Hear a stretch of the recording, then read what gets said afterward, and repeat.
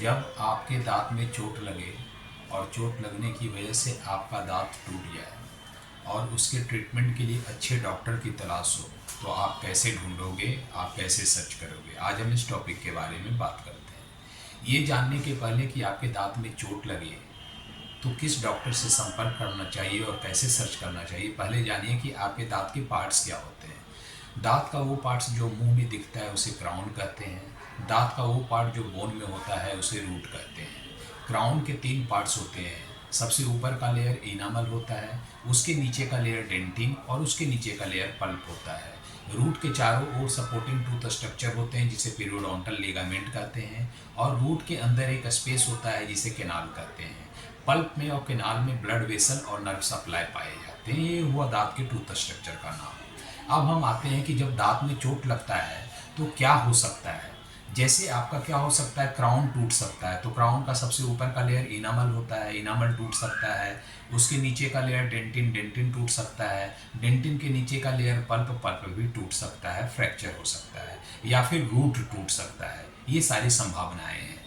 अब जब भी आप डेंटल क्लिनिक आओगे तो सबसे पहले डॉक्टर क्या करता है, सबसे पहले डॉक्टर क्या करेगा, जिसमें भी चोट लगेगा उसमें क्या करता है कि टेस्ट करता है, जिसे हम कहते हैं पल्प वाइटेलिटी टेस्ट।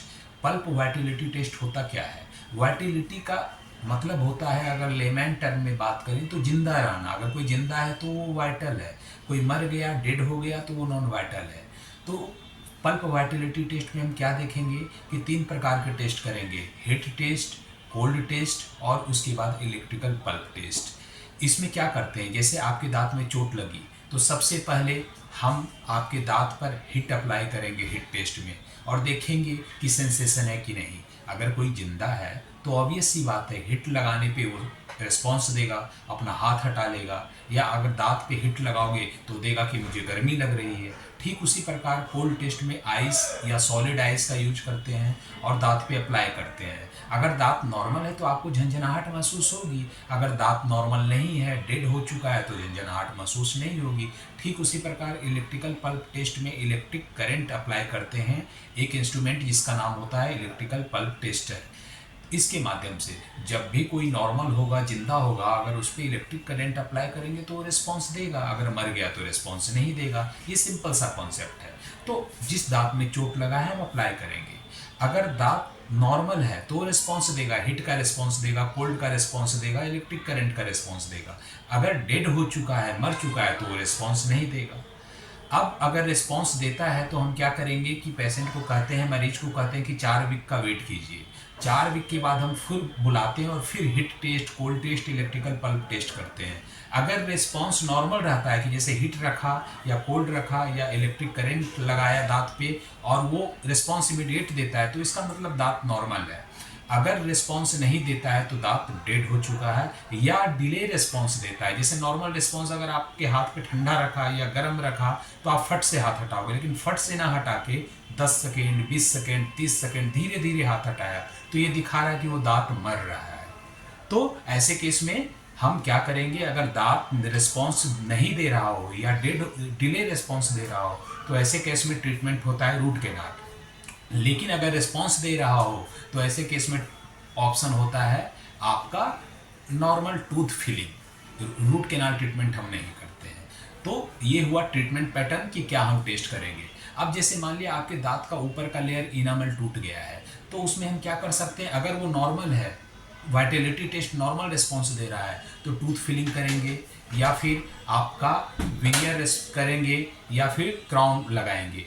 अगर डेंटिन टूटा है तो फिर और नॉर्मल रिस्पॉन्स दे रहा है तो क्या क्या कर सकते हैं, टूथ फिलिंग, विनियर या क्राउन कर सकते हैं। लेकिन जब भी पल्प इन्वॉल्व हो जाए तो उस दांत का रूट कैनाल करना मैंडेटरी है। उसके बाद उसमें हम कैप लगाएंगे, और उसके बाद एक और होता है पोस्ट एंड कोर। लेकिन हम देखेंगे अगर दांत का स्ट्रक्चर लेस देन 50% बचा है नॉर्मल स्ट्रक्चर के, तब उसमें हम पोस्ट एंड कोर करेंगे। तो याद रखिए, जब भी पल्प इन्वॉल्व होगा तो हम उसमें आरसीटी करेंगे। ठीक उसी प्रकार जब रूट टूट जाए, तो जब भी रूट टूटेगा तो उसमें हम आरसीटी करेंगे, और अगर ज़रूरत हुई तो पोस्ट एंड कोर करेंगे और कैप लगाएंगे। ये हुआ आपका ट्रीटमेंट प्रोटोकॉल। अब हम आते हैं कि अगर डिले रिस्पॉन्स दे रहा है। अगर मान लिया कि इनामल टूट गया, डेंटिन टूट गया और रिस्पॉन्स नहीं दे रहा है वाइटलिटी टेस्ट का, तो उस केस में ट्रीटमेंट क्या होगा? उस केस में ट्रीटमेंट आपका होगा रूट कैनाल, क्योंकि वो डेड हो चुका है। तो उस केस में हम ट्रीटमेंट ऑप्शन देंगे रूट कैनाल ट्रीटमेंट, और उसके बाद उस पर कैप लगाएंगे या वेनियर लगाएंगे, वो आपके चॉइस पे डिपेंड करता है। तो ये हुआ ट्रीटमेंट प्रोटोकॉल, हम क्या करते हैं। अब हम आते हैं कि डॉक्टर कैसे सर्च करेंगे। तो डिजिटल युग है, गूगल का इस्तेमाल करें अपने काम के लिए। तो करना क्या है, गूगल पे जाना है, टाइप करना है एमडीएस डिग्री क्या होती है, एमडीएस डिग्री का फुल फॉर्म क्या होता है, डेंटल स्पेशलाइजेशन क्या होता है, डेंटल स्पेशलाइजेशन कितने प्रकार के होते हैं। डेंटल स्पेशलाइजेशन टोटल 12 प्रकार के होते हैं। कौन कौन से होते हैं आप जाके देख लो। उसके बाद फाइनल आप आओ एंडोडोंटिस्ट या रूट कैनाल स्पेशलिस्ट, क्योंकि जब भी दांत में चोट लगे तो आपको मिलना है रूट कैनाल स्पेशलिस्ट या एंडोडोंटिस्ट से, और किसी से नहीं मिलना है। अगर आप किसी से करवा रहे हो तो आप अपने स्वास्थ्य पे रिस्क ले रहे हो, क्योंकि पैसा तो उतना ही खर्च होता है। एक आरसीटी करने में 4,000 5,000 अगर इंडिया में देखें तो लोग चार्ज करते हैं। हालांकि लोग 1,000 2,000 में भी कर देते हैं। तो जो इंस्ट्रूमेंट से हम क्लीन करते हैं आपके दांत को, उसका कॉस्ट ही आता है 1,800 से 2,000 रुपया मिनिमम, मैं बता रहा हूँ, और वो सिंगल टाइम यूज होता है। तो आप सोच सकते हैं जो डॉक्टर 2,000 2,500 में कर रहे होंगे उनकी क्या क्वालिटी होगी या क्या मजबूरी होगी, या पेशेंट पैसा नहीं देना चाह रहे हैं तो एक ही इंस्ट्रूमेंट को बार बार यूज कर रहे होंगे। तो इसलिए आप सावधानी होकर रूट कैनाल ट्रीटमेंट सिर्फ एक्सपर्ट से करवाएं, रूट कैनाल स्पेशलिस्ट से करवाएं। जितनी भी ट्रीटमेंट है जब दांत में चोट लगे तो आपको एंडोडोंटिस्ट ही करेंगे। तो ये हुई आज के टॉपिक का डिस्कशन। कोई डाउट है तो आप सोशल मीडिया या कमेंट बॉक्स में कमेंट करके पूछ सकते हैं। अगले वीडियो में कुछ नया टॉपिक के लेके आऊँगा, तब तक के लिए टेक केयर।